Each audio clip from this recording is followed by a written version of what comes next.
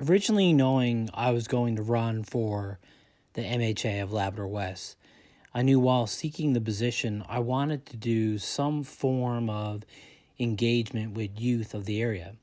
So my team and I decided to organize a small, informal vision of what I wanted to do, which involves 5 young adults from the area. I wanted to find out what people in this pinnacle age group thought of the region, both positive and perhaps negative. What were some of the driving factors which would allow them to return or perhaps leave? After recording and editing the event, we decided to break the video down into smaller segments. The following video is just one of those segments.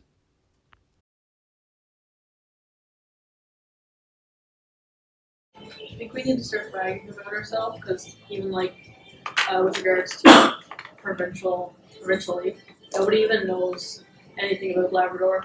Like you see these beautiful little commercials for Newport, Newfoundland. You want to go there, but nobody knows anything about Lab City. They know it's isolated, it's cold, and there's a marsh. Yeah, because I mean the tourism aspect of Labrador, unfortunately, all the statistics they had were from the boat. So they were people that were driving through Labrador and they got on the boat and then went to the island. And it was all summer. There was nobody to catch the person that comes from Montreal in February, lands in Goose Bay or Lab City, and then goes back and they come for King's Quest. That person wasn't caught in the statistics. Is not having that, it's hard to prove your point. I don't have anything, that's one thing I lied before as mayor, was trying to get stats for people that, and King's Quest did a great job, they did like a modern project, but they're trying to do more. That you brought up, like people come in here to train for huge competitions, like why is that? When I was on the Burgess cross country team, the entire Eastern Canadian team would come up here to train with us in November because we're the first people to have snow. Yeah. They come up for a week a year, and no one even knew about it. No, so I remember someone telling me people who are nationally qualified to come up and do training here or trials or whatever. Probably an hour before this started, I was actually up skiing, and I bet you no one knows, but the Canadian Masters Championship is here this year. Yeah. And I the only reason I knew is because there's a sign and it's halfway hidden under the snow. And did you know that? No. This is a national wide event. And the only sign I've seen about it is buried in snow. Yeah. That's sad.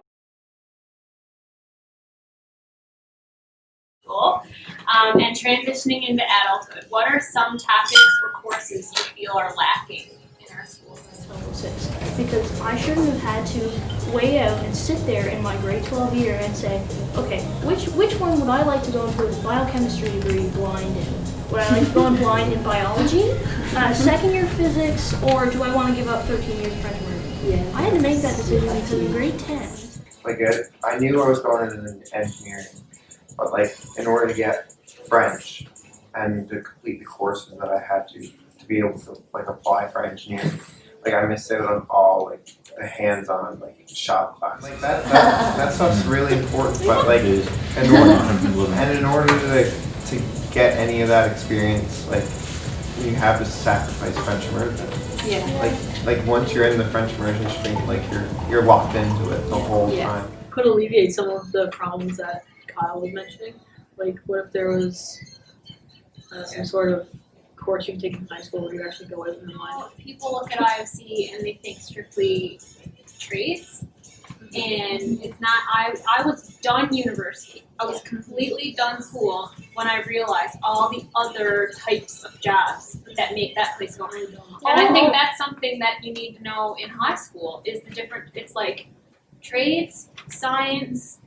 It's all black and white when there's so many job opportunities. You're okay, an ILC rep is going to come in and talk to high school kids in a career class because I know, and it's so easy to go in and talk to people about, future opportunities, and it would be so simple for somebody to just take a day, a union rep or something like that, take a day and go in and talk about career opportunities because a lot of people will want to stay here. Wanted to go to university, do science. Like it was sort of conditioned in us that like we couldn't. Well, I felt that way. I was like, I didn't really feel like there was a job for me here. So as I'm growing up, I don't even visualize a future for myself in university because I never had an interest in like trades work per se. So like it was just conditioned in my mind.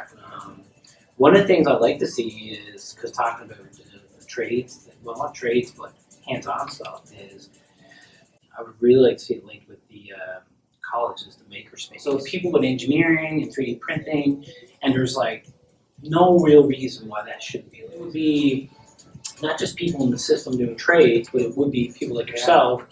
If you're like, well, look, I'm not in trade school, but I'm grade 11 and I want to come up and learn some engineering aspects. You have a place to do it, completely away from the school system where you can learn hands-on. Because not everybody, no offense, not everybody is in sports, right? So maybe that's your outlet. Right. But in Lab West, you don't even have that exposure until you. So you're in grade 12, you graduate, you've never welded in your life, you've never been around a welding machine, you've never touched a welding machine, but your dad's a welder, and you're like, you know what, I'm gonna go into welding. Yeah. Like, how great would it be to you, like, at least have some sort of abstract thought of it in grade 10, right? Before you even make that decision, because you might do it, and you're like, no, I don't like welding.